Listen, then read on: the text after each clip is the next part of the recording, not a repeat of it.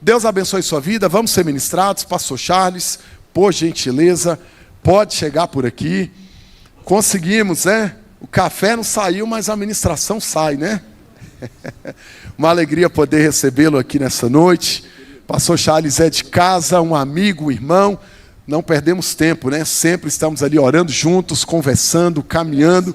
E hoje aprove ao Senhor trazê-lo aqui a este lugar. Que Deus te use com poder, ousadia, autoridade. Que nós recebamos essa palavra e que você seja um instrumento do Senhor em nome de Jesus. Chega para cá, presbítero Léo, para orar pela vida do pastor Charles. E aí você já vai ficar de pé, porque nós vamos ler a palavra e já vamos ser ministrados em nome de Jesus. Vamos ficar de pé e estenda as suas mãos para cá. Senhor Deus, nós louvamos ao Teu nome por essa noite na Tua presença. Ó Deus, pela Tua presença que já é real neste lugar. Ó Deus, e neste momento nós apresentamos a vida do Teu ungido diante de Ti. Ó Deus, nós pedimos que o Senhor estenda as Tuas mãos, ó Deus, para que a Tua palavra ministrada aqui nessa noite venha encontrar lugar nos corações, que vidas possam ser transformadas pela Tua palavra.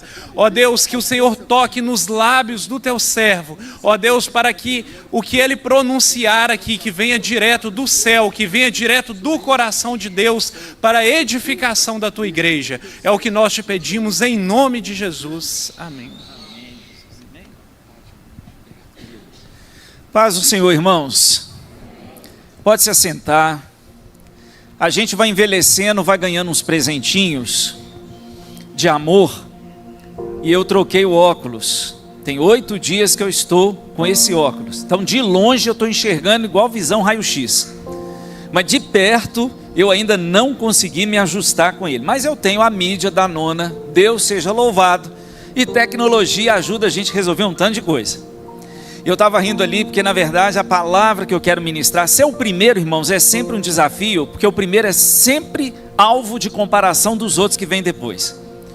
Eu não atentei para esse detalhe. Meu amigo me convidou, eu devia ter pedido o 3º domingo. Mas Deus seja louvado pela sua vida. Nós vamos fazer uma imersão na palavra.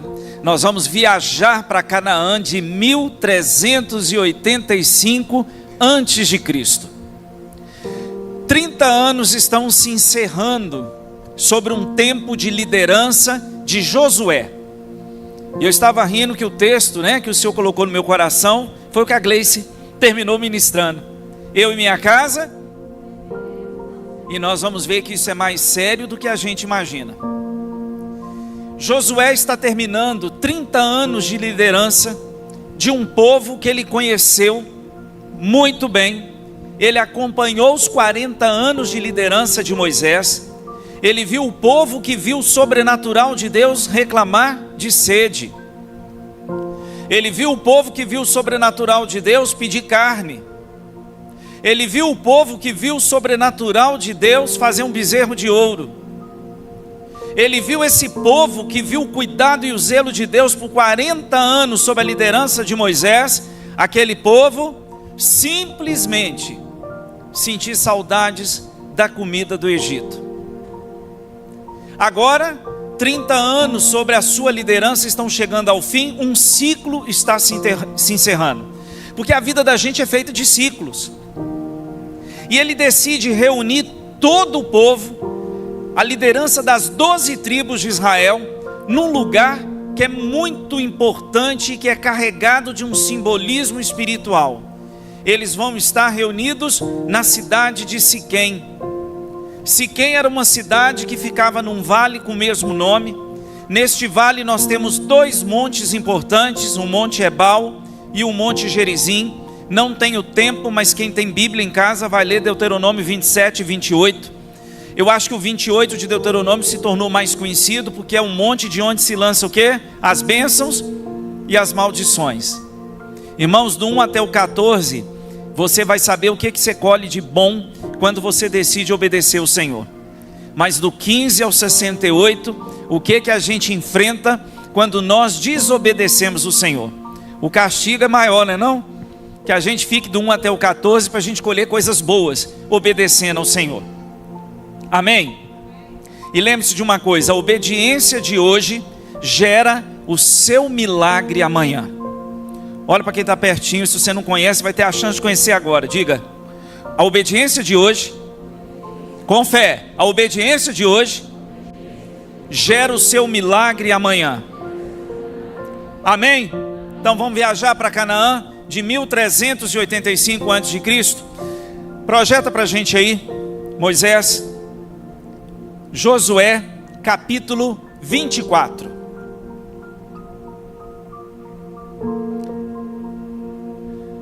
Vamos ver? Josué vai reunir todo o povo e a liderança das 12 tribos. Diz o texto. Então Josué fez o quê? Reuniu. Vamos ler todo mundo junto. Em Siquém.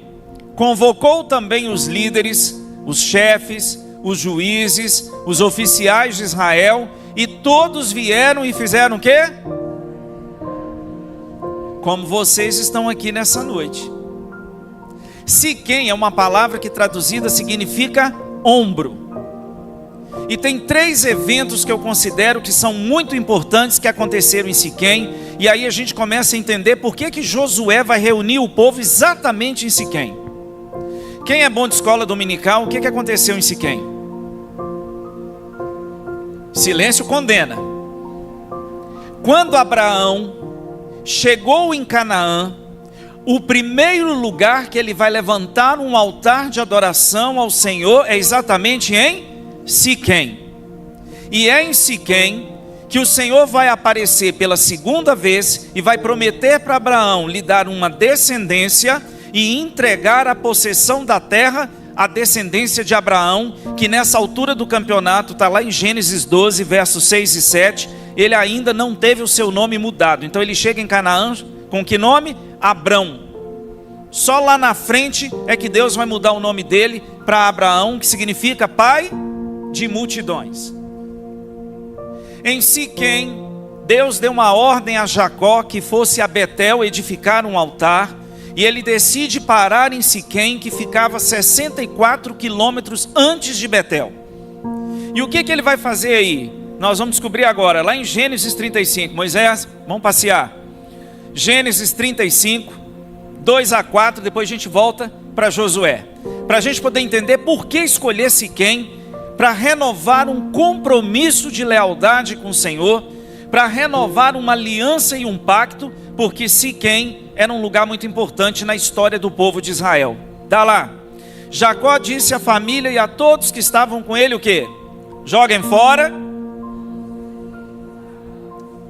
purifiquem-se, santifiquem-se e vistam-se de quê? De roupas limpas. Verso 3. Vamos aonde? Onde construirei um altar para Deus, que respondeu às minhas orações quando eu estava angustiado. Quantos estão aqui que o Senhor tem respondido suas orações quando você está angustiado? Betel para nós hoje é o nosso quarto. Se as paredes do nosso quarto falassem, irmãos, nós teríamos grandes testemunhos ou não? Betel é o lugar onde você fala com Deus e Deus te responde quando o seu coração está o quê? Angustiado. Ele tem estado comigo por onde eu tenho andado.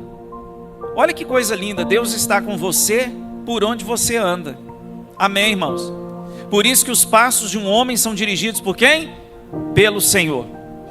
E quando os passos de alguém são dirigidos pelo Senhor, lá em Provérbios diz o quê? Que Deus faz com que até os seus inimigos tenham paz com você. Amém? Verso 4. Então, o que Jacó com a sua família decidiu fazer? Entregaram todos os ídolos pagãos e as argolas que usavam nas orelhas, e ele os enterrou ao pé da grande árvore que ficava onde? Então agora nós entendemos por que reuniu o povo em Siquém. Siquém era um lugar importante ou não? Era um lugar de aliança, era um lugar de adoração, um lugar de se enterrar ídolos pagãos, um lugar de transição.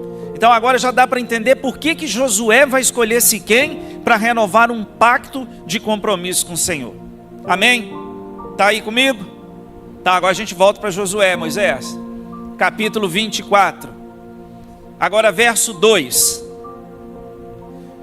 Josué disse a todo o povo: assim diz o Senhor, o Deus de Israel. Muito tempo atrás, seus antepassados, incluindo Terá, pai de Abraão e de Naor, viviam além do rio Eufrates e serviam outros deuses.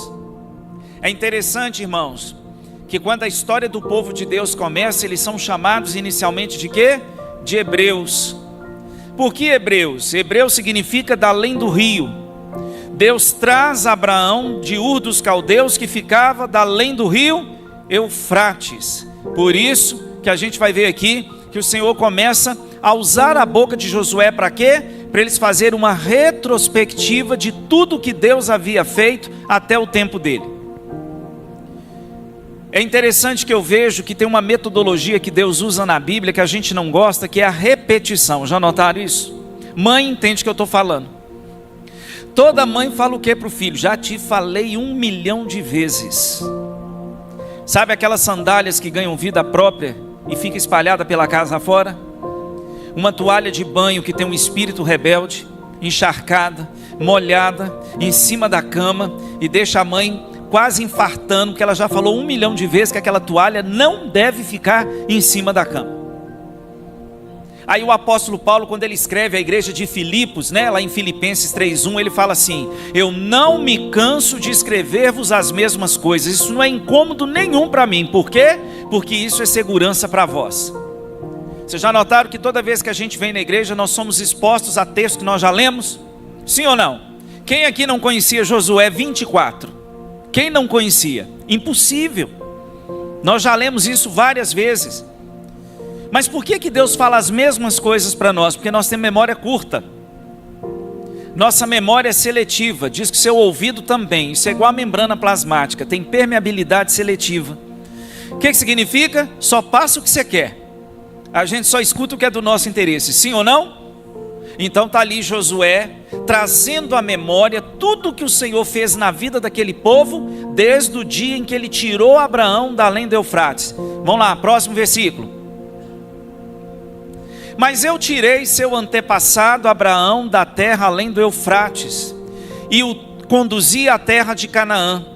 Dei-lhe muitos descendentes por meio do seu filho. O que Josué está fazendo? Josué, antes de incentivar esse povo a renovar uma aliança com o Senhor, ele está trazendo à memória deles tudo que Deus prometeu fazer, e Deus cumpriu todas as suas promessas. Sabe por quê, irmãos? Milagres testam a nossa fé, mas as promessas testam a nossa obediência. Quem quer ver a promessa de Deus se cumprir na sua vida, na sua casa, na sua família, precisa obedecer a Deus. Porque através da obediência a promessa se cumpre. Ele está ali lembrando que quando Abraão saiu de Ur dos Caldeus, da além do Eufrates, ele não tinha filhos. Deus prometeu lhe dar um filho, e Deus lhe deu um filho chamado Isaque. O que significa Isaque? Riso. Pensa numa família feliz, era a família de Abraão. Porque quando Deus falou que ia dar um filho a Sara, ela riu. Lembra disso? Quando Deus falou com Abraão que daria a ele um filho, ele já com 100 anos e ela com 90, ele também riu. Era uma família feliz, todo mundo ria nessa família. Tanto que deu o nome do menino de quê? Aquele que ri ou riso. Porque é isso que significa Isaque. E Josué continua recapitulando, repetindo e trazendo à memória daquele povo as promessas que Deus havia feito e que o Senhor havia cumprido. Próximo versículo. A Isaque ele deu a quem? Vamos ler todo mundo. Jacó e Esaú. A Esaú ele deu a montanha ou os montes de Seir como propriedade. Mas Jacó e seus filhos desceram para onde? Porque o que havia na terra quando Jacó desceu até o Egito? Fome. Fome geralmente simboliza uma situação que Deus coloca para tirar a gente da zona de conforto. Sabia disso? Deus é especialista em tirar a gente da nossa zona de... Por isso ele manda a fome às vezes.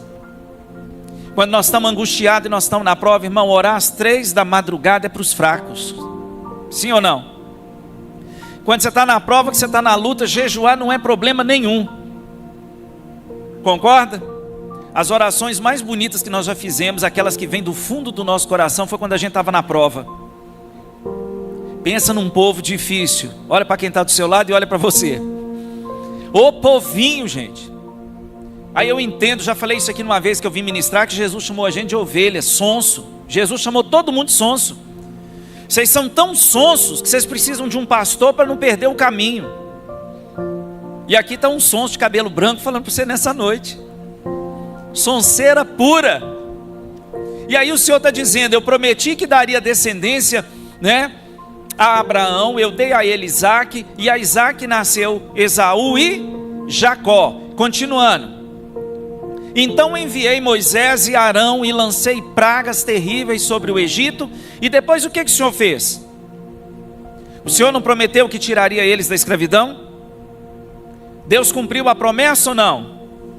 De novo, milagres testam a nossa fé, mas as promessas testam a nossa obediência. E a obediência de hoje gera o seu milagre amanhã.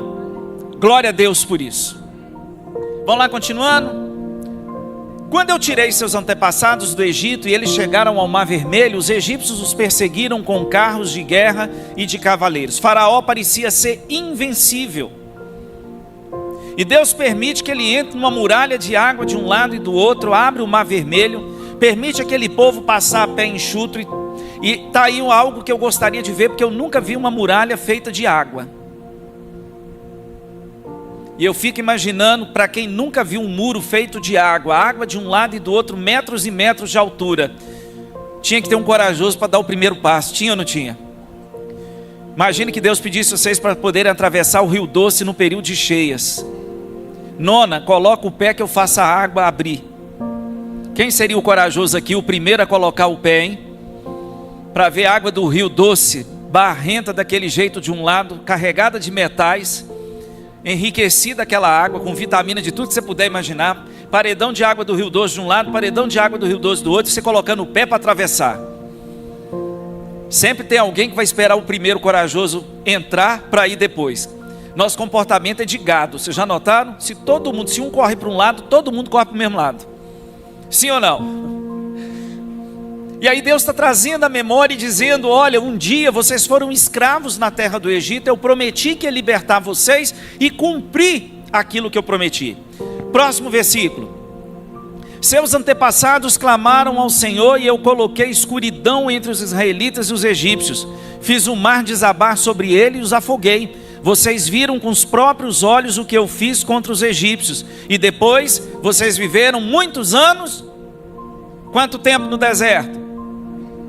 A Bíblia diz que nem a sandália desse povo se gastava. E Deus ia com eles como coluna de nuvem durante o dia e como coluna de fogo durante 40 anos o Senhor sustentou esse povo no deserto. E a gente ainda perde noite de sono preocupado com o que nós vamos comer amanhã e como que nós vamos pagar nossas contas, nos esquecendo de que o Deus que cuidou desse povo por 40 anos tem cuidado de cada um de nós até o dia de hoje. Aleluia! Irmãos, que fé é essa que desaba quando a gente entra no deserto? Deserto não é cemitério de profeta. Deserto é lugar de aprendizado. Deus deixa a gente entrar no deserto para quê? Para nos fazer mais fortes ainda. Agora deixa eu te falar uma coisa: você entra do deserto e sai do deserto na hora que Deus quiser, mas até você sair, Ele prepara um oásis para você. E você não morre no deserto, porque Deus é fiel. E o Senhor está ali usando a boca de Josué para lembrar aquele povo que durante 40 anos eles peregrinaram no deserto, mas o Senhor cuidou deles pessoalmente. Continuando, próximo versículo. Por fim, eu os trouxe à terra de quem?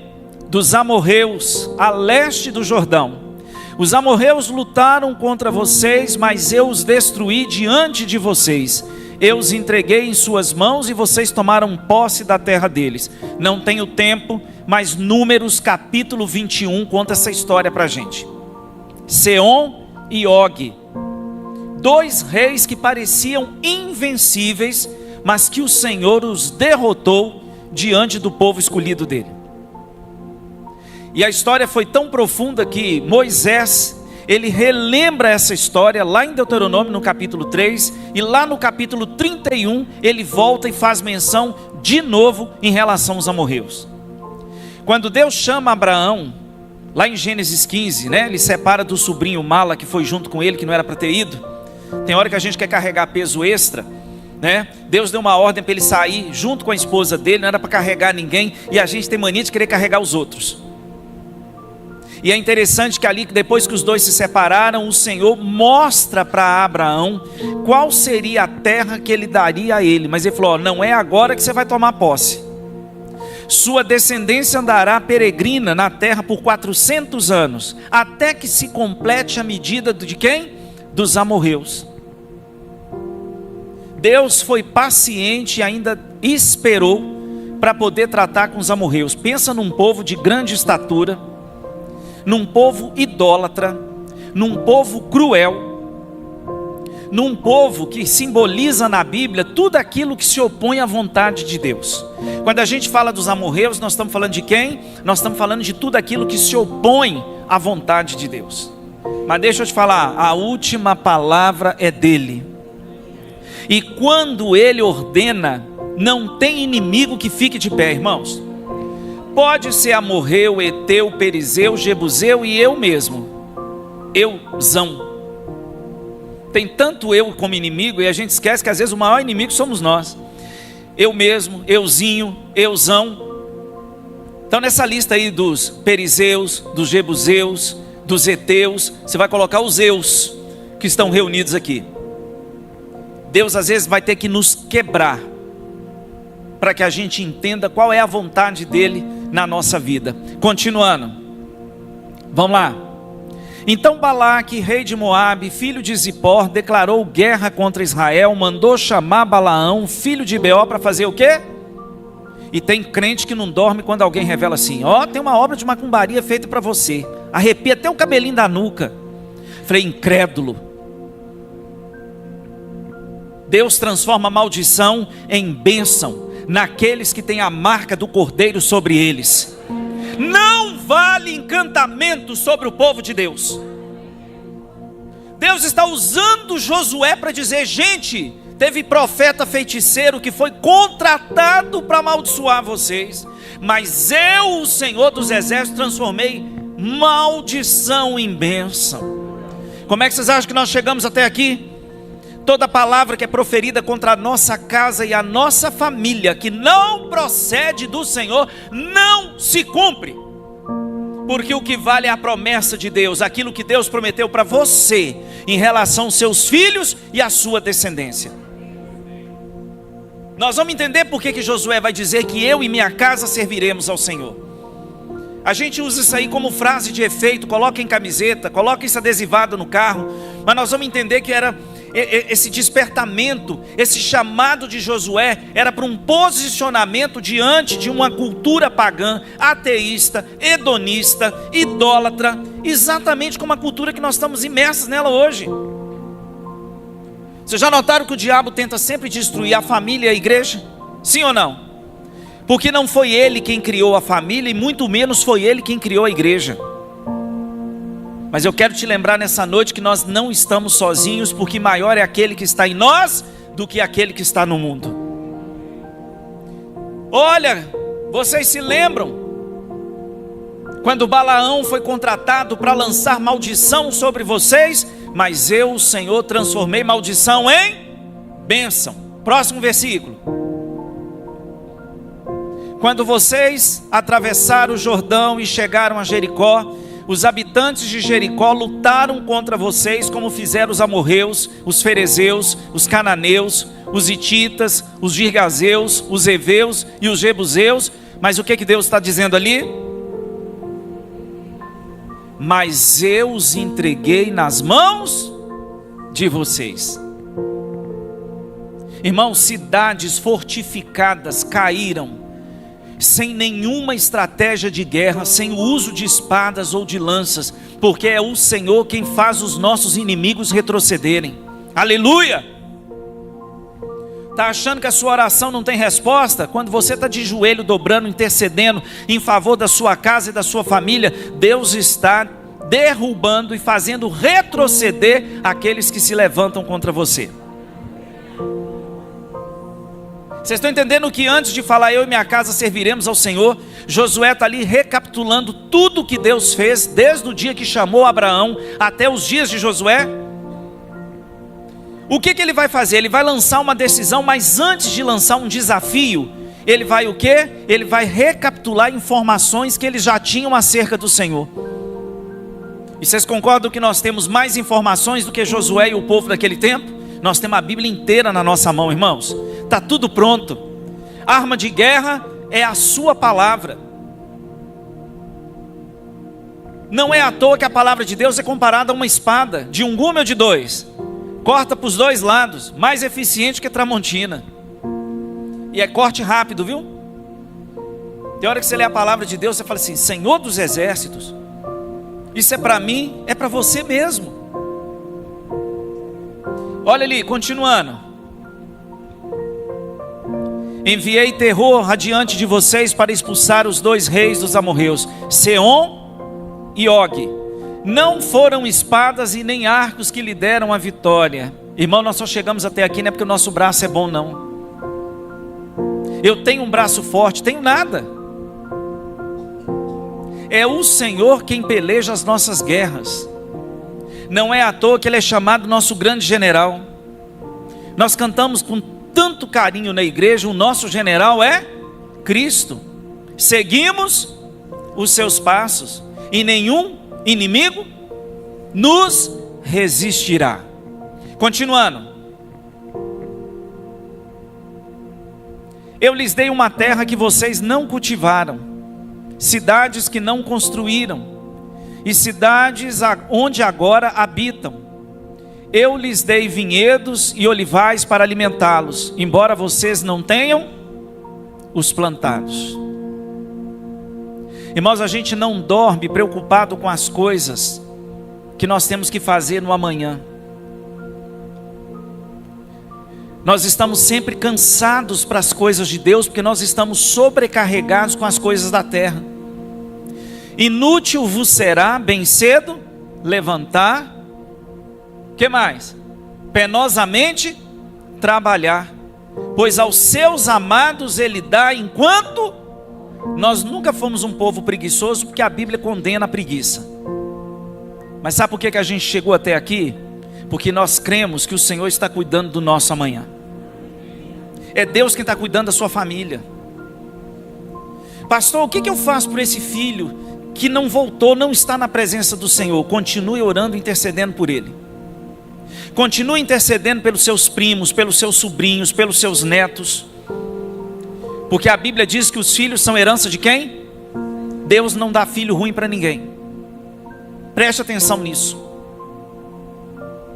E mesmo que você venha de uma linhagem, de uma ascendência, de gente, de todo tipo de coisa ruim que você puder imaginar, em você a conta zera.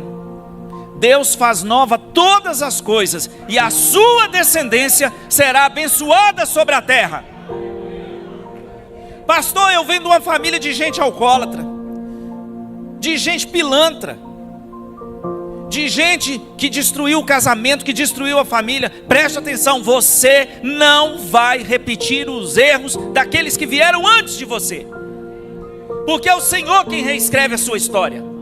E a partir de você as coisas serão diferentes, porque a palavra garante que a sua descendência será abençoada sobre a terra. Aleluia, irmãos. Você é a cara da avó Mariquinha. Vó Mariquinha terrível, que quase matou seu bisavô jogando coisa quente nele. Está amarrado, Satanás. Eu não tenho nada a ver com vó Mariquinha. Eu sou nova criatura em Cristo. Você não vale nada igual seu pai. Para trás dele, Satanás. Eu não sou meu pai. Eu sou nova criatura em Cristo Jesus. Não deixe as pessoas criar uma identidade que não é sua. O mundo chama a gente por apelido, Deus chama a gente pelo nome. Nós temos que parar com essa história de ficar recebendo carga negativa que veio antes de mim. Eu sei que em Cristo tudo se faz novo. E quando você não cria a sua identidade em Cristo, você permite que os outros definam a sua identidade. Mas nessa noite eu estou aqui para te dizer que quem cria uma nova identidade para você é o Cristo a quem nós servimos. Você não é a cara da sua avó, você não é a cara do seu pai, você não é a cara de ninguém. Você é exatamente aquilo que Deus quer que você seja. Amém, irmãos? Nós não viemos aqui para copiar erro dos outros, não. Nós viemos aqui para aprender com o erro dos outros e sermos a versão melhorada da nossa família. Os filhos sempre serão melhores que os seus pais na perspectiva da palavra de Deus. Nós somos a versão melhorada. Por quê? Porque nós temos o Senhor que nos ensina, que tem compaixão e misericórdia de nós. Outro dia eu estava falando do Salmo do 119, 176 versículos. Da visão fala tanta coisa bonita. Ah, como eu amo a tua lei, como eu aborreço aqueles que transgridem a sua lei. Escondi a tua palavra no meu coração para não pecar contra ti. Como purificará o jovem o seu caminho, observando a sua?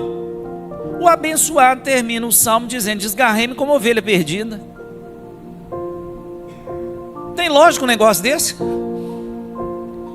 O maior salmo da Bíblia faz declarações de amor ao Senhor. E quando você pensa que o salmo vai terminar com uma celebração, ele termina com a confissão: eu desgarrei-me como ovelha perdida. Sonso. Ainda bem que ele era um sonso humilde, porque o último versículo do salmo ele fala assim: busca o teu servo. Porque tem caminhos e rotas que nós entramos, irmãos, que nós não temos condições de fazer o caminho de volta se o bom pastor não for nos buscar. Busca o teu servo. Aí ele termina o versículo 176 dizendo assim: pois eu não me esqueci dos seus mandamentos. Isso significa que tem gente que está lá fora, no lugar errado, no ambiente errado, mas que a voz do Senhor ainda ecoa dentro do seu coração.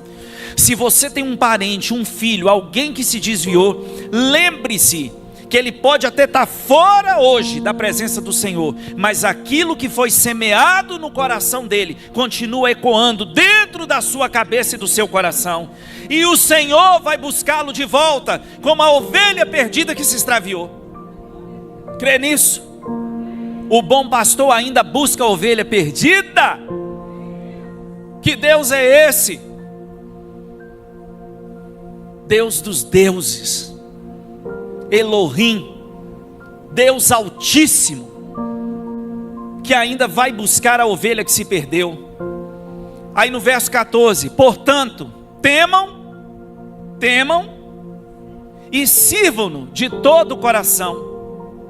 Quer ver a história de vocês mudarem? Porque eu agora já estou chegando no final da minha vida. O que Josué está dizendo para aquele povo, ele está fazendo ali um discurso de despedida. Ele falou: olha, eu já estou com 110 anos, a minha história está acabando, mas a de vocês vai continuar.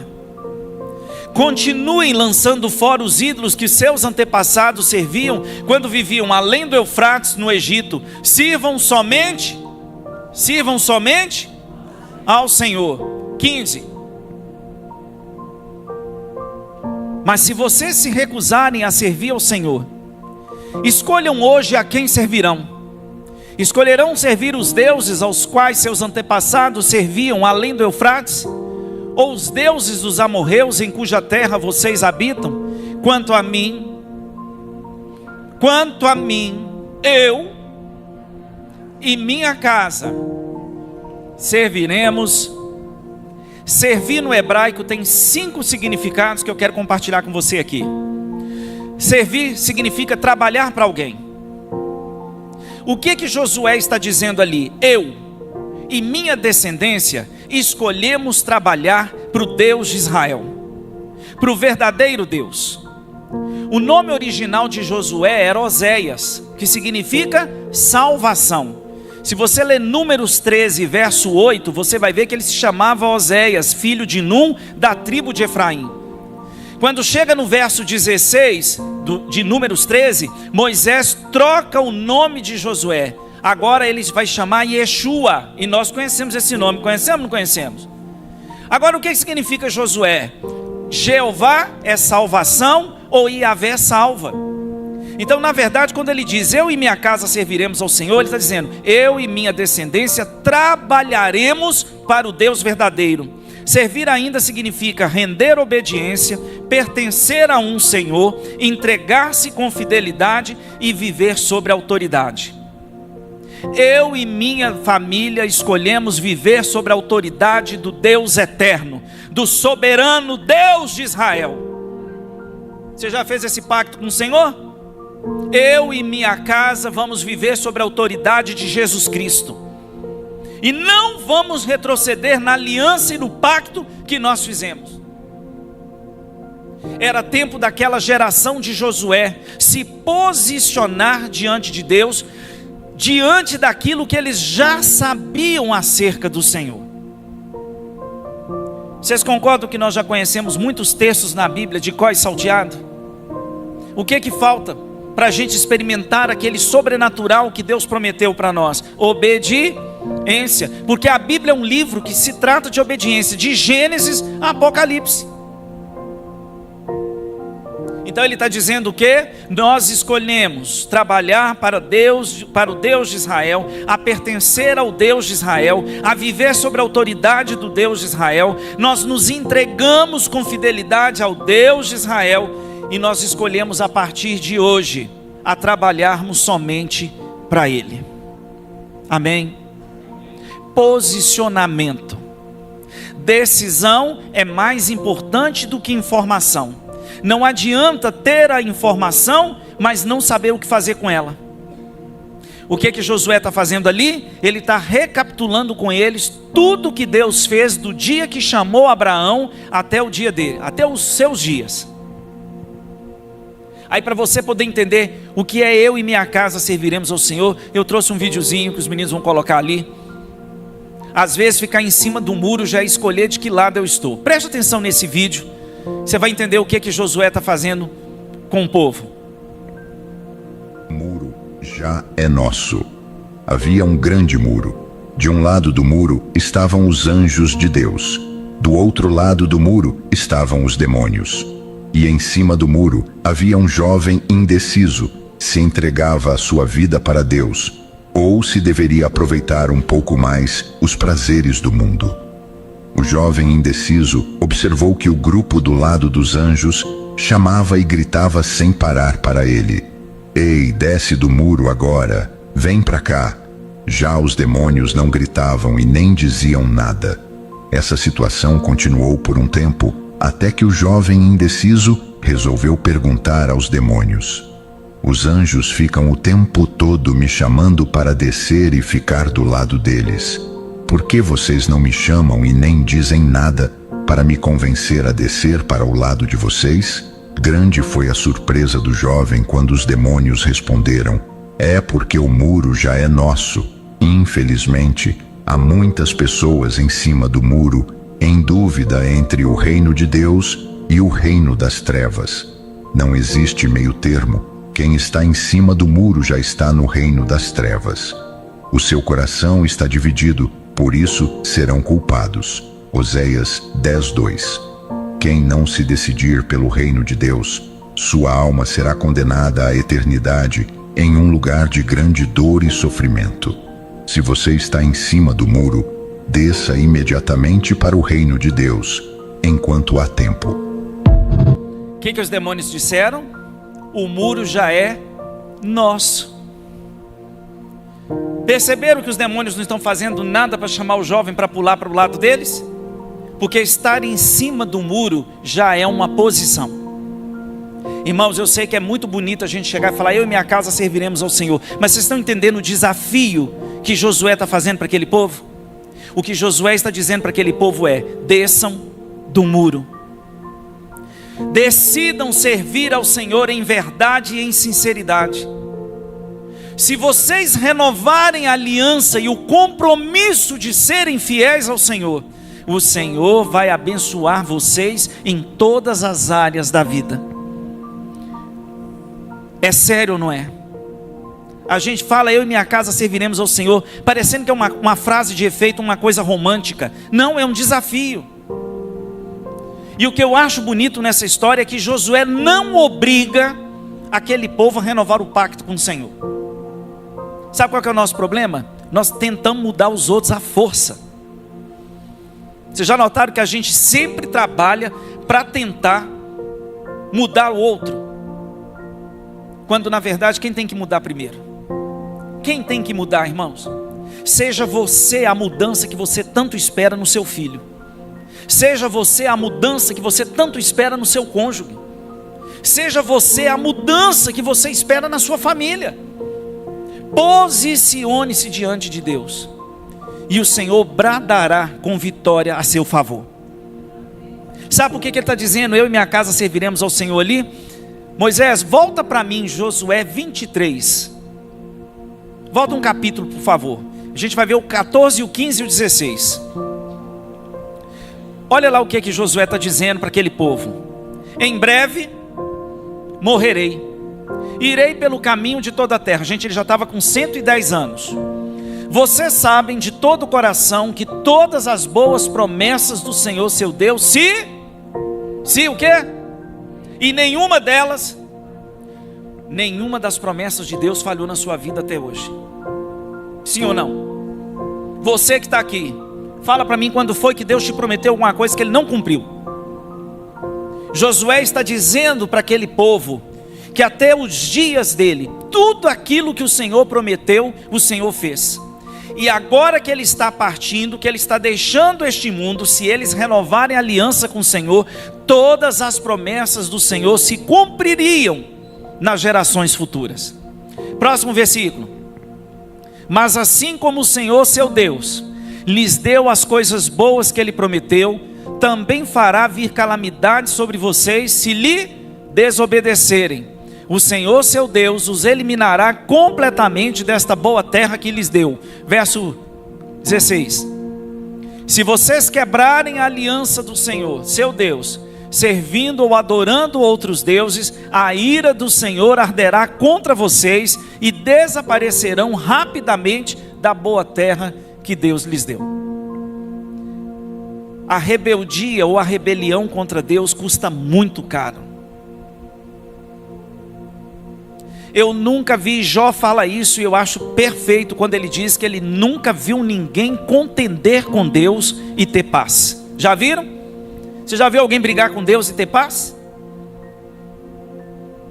Com devido respeito aos jumentos, a gente tem hora que é jumento.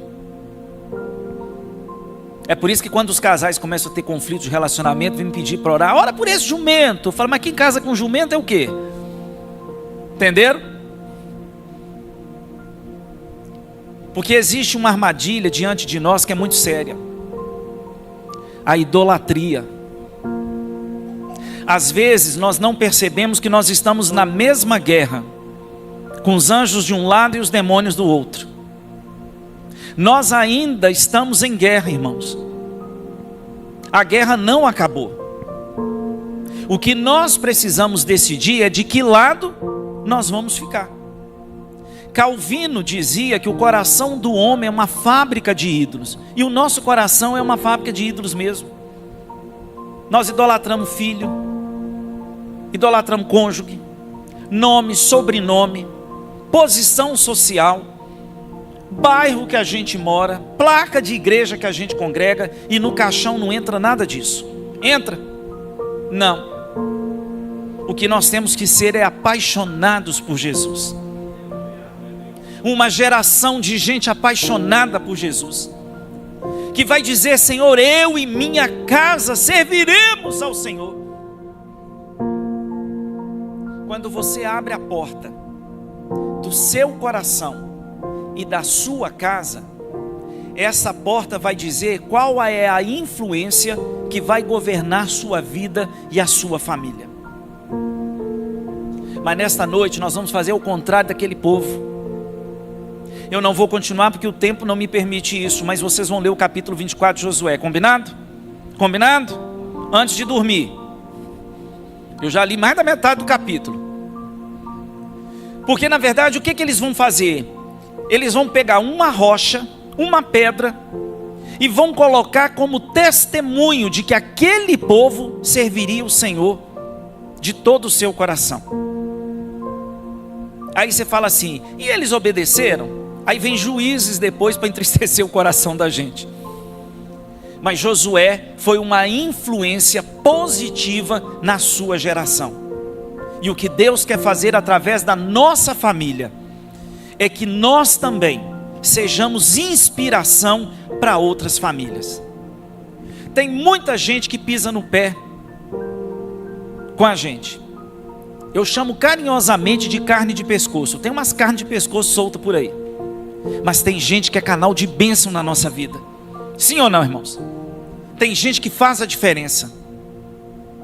Existem pessoas que você percebe que são como anjos que Deus coloca ao nosso lado para nos ajudar nas nossas batalhas. E hoje eu estou em casa porque eu estou falando para a minha família, porque nós também somos a família de Deus. Aleluia!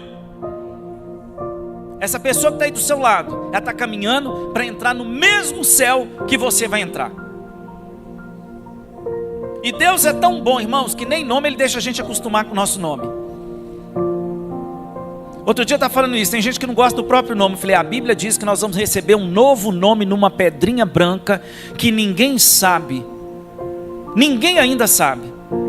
Esse nome que você tem aqui, ele é provisório, porque a palavra diz que o Senhor tem outro nome para você e para mim. Aleluia! E hoje a rocha é Cristo. É diante dele que nós estamos dizendo que nós seremos fiéis. Nós não vamos deixar que os ídolos que ainda estão por aí, telas que estão educando os filhos no lugar dos pais, gente que não tem paciência para orar. Eu fico olhando um culto, irmão, se o culto passa um pouquinho do horário, tem gente que fica perturbado, mas quando é boca livre, vai e não tem pressa para voltar. Hein? Imagina um churrasco a hora dessa. Pensa aquela carne com a gordurinha pingando. Tem gente que até lá, ó, lambe o beiço. Ninguém queria ir embora. A gente vem, o Senhor serve um banquete para a gente, porque todas as vezes que nós nos reunimos, Deus coloca um banquete para cada um de nós. Nós saímos da casa do Senhor alimentados, saciados, com estratégias para vencer as guerras que nós temos lá fora. E a gente se preocupa com esse Deus chamado relógio. São as distrações que muitas vezes estão dentro da nossa casa. Uma cultura materialista, onde a gente quer ter o tempo todo. Quando na verdade o Senhor nos convida a sermos servos fiéis. Ovelhas, sonsas, mas que precisam de um pastor. E eu quero nessa noite louvar o Senhor, agradecer, porque a graça sempre chega antes da condenação. A gente, quando lê a parábola do filho pródigo, existe um ritual judaico chamado Kezazá.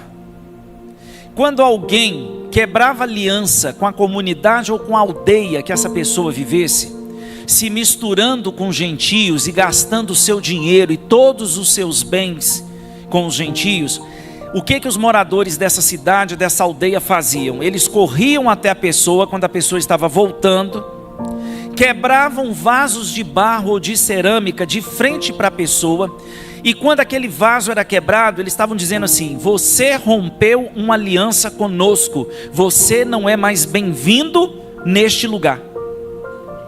Quando o pai do filho pródigo avista ele de longe e vai correr até ele, a gente pensa que aquilo ali é saudade, não é? Não. Ele foi na frente por quê? Porque se alguém da comunidade ou da aldeia chegasse antes dele, no filho pródigo que estava voltando, e quebrasse aquele vaso de barro ou aquele vaso de cerâmica, aquele filho que havia ido embora não poderia voltar para a casa do pai. Sabia disso? Era um ritual comum. Aí você vê o pai correndo para abraçar o filho, todo mundo acha que era saudade. Não, ele estava chegando antes daqueles que queriam condenar ou poderiam condenar o filho, porque a graça sempre chega antes da condenação. Então eu quero dizer para você aqui que está lutando com uma família que ainda não está na presença de Deus: a graça de Deus sempre chega antes da condenação. Deus é o Pai, representado na figura do pai do filho pródigo. Ele não toma prazer na morte de ninguém, muito menos do ímpio. E cristianismo, irmãos, é cultura de afeto. Nós não podemos permitir que a gente se torne como árvore seca. Quando eu vejo a parábola do banquete, eu falo: Jesus, nós somos os mensageiros que estamos levando o convite do banquete do rei. A salvação não tem nada a ver com mérito humano, ela parte de Deus. Mas nós temos que ser pessoas tão afetuosas e tão carismáticas que as pessoas com quem nós convivemos vão aceitar o convite para vir para o banquete do rei. Vocês estão entendendo que nós temos que ser carismáticos?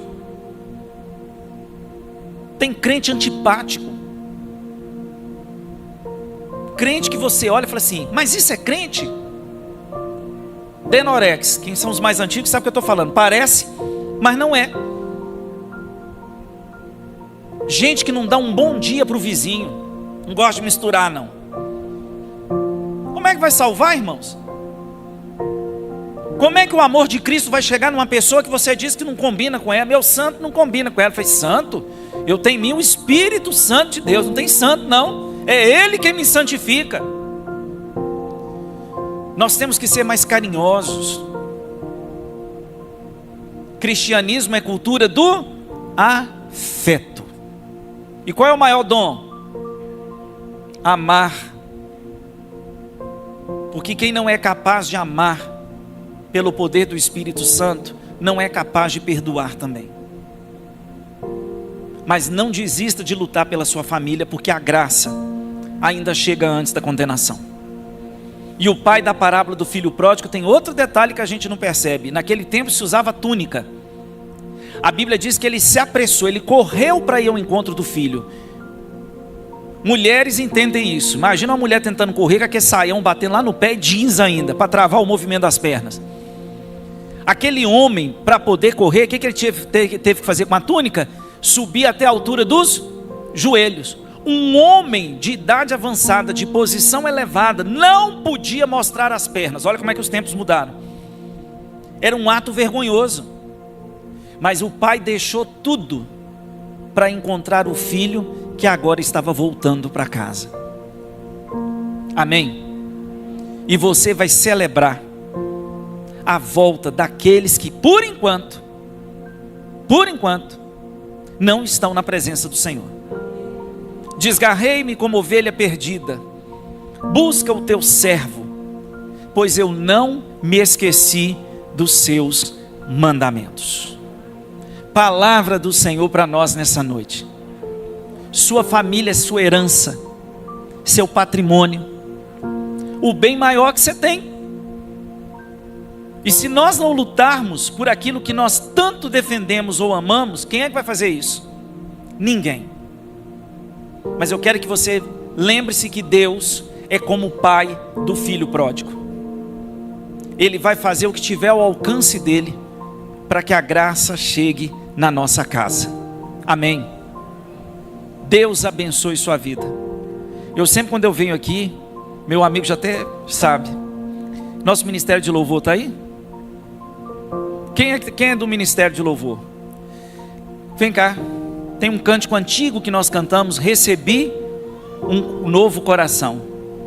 Coração regenerado, coração.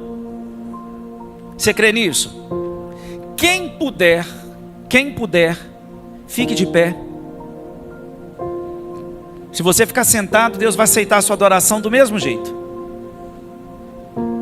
E nós vamos unir os bancos, dando as mãos.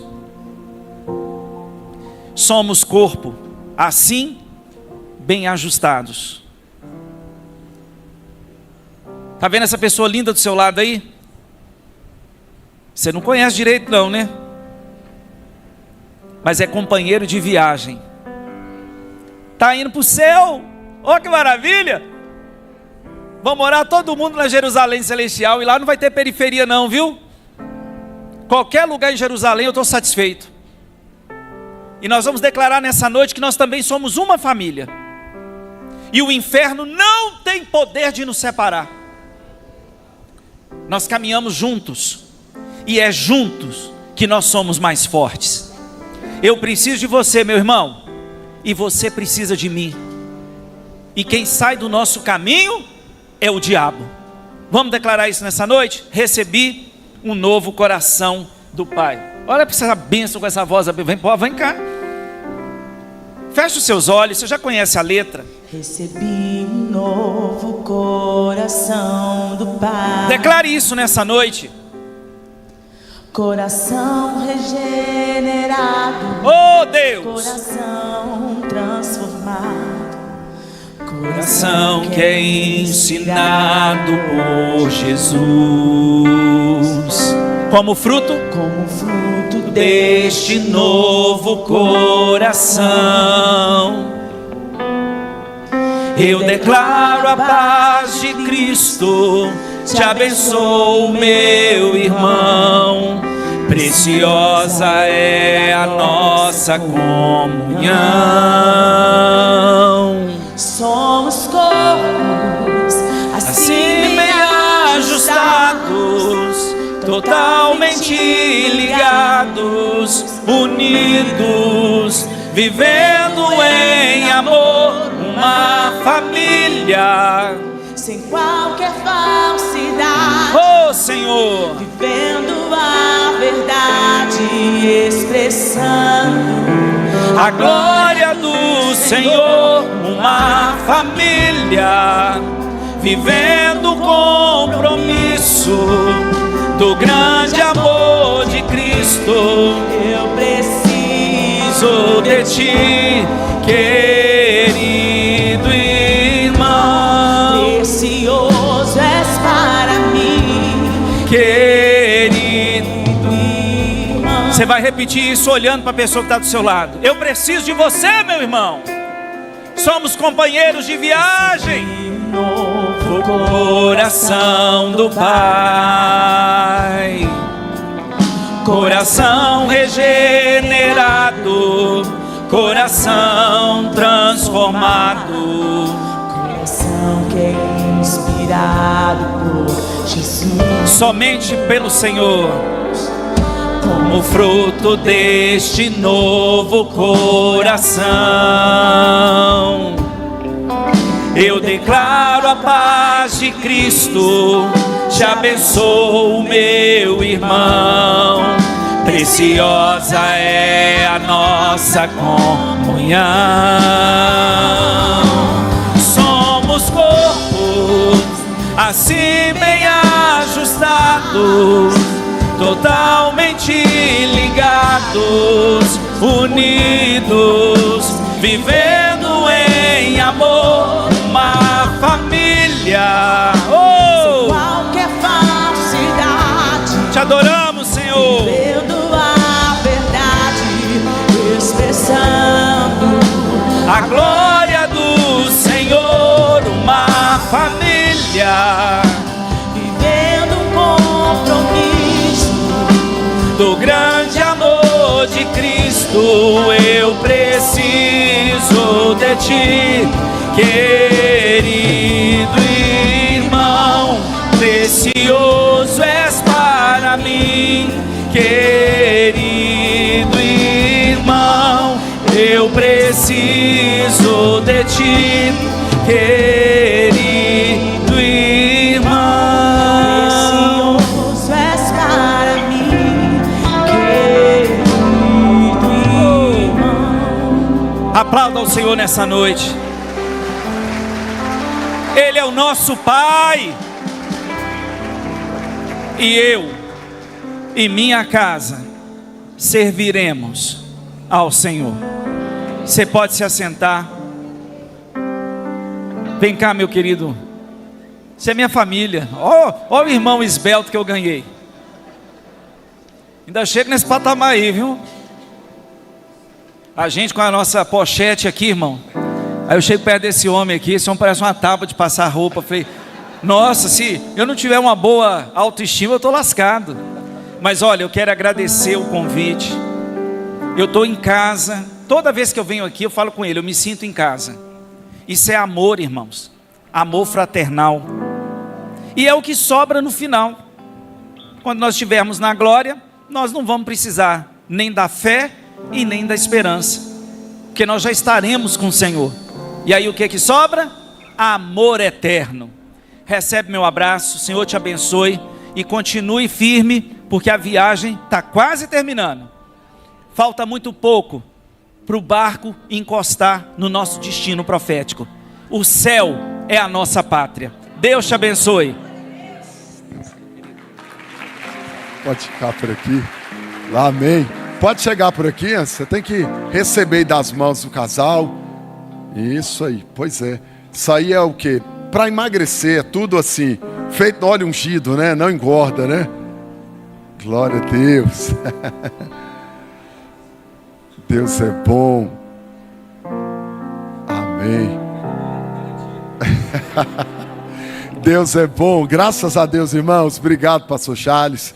Sempre é muito bom. Nós construímos amizades espirituais. E o nosso coração se alegra, porque nós não combinamos nada, né? Então aqui é uma bênção, irmãos. Deus nos leva para muitos lugares. Ontem eu estava ministrando na Igreja Batista Memorial, lá na JK, né? E é bom demais, né? Porque aqui a gente, como pastor, fala as mesmas coisas. Não combinamos nada, né?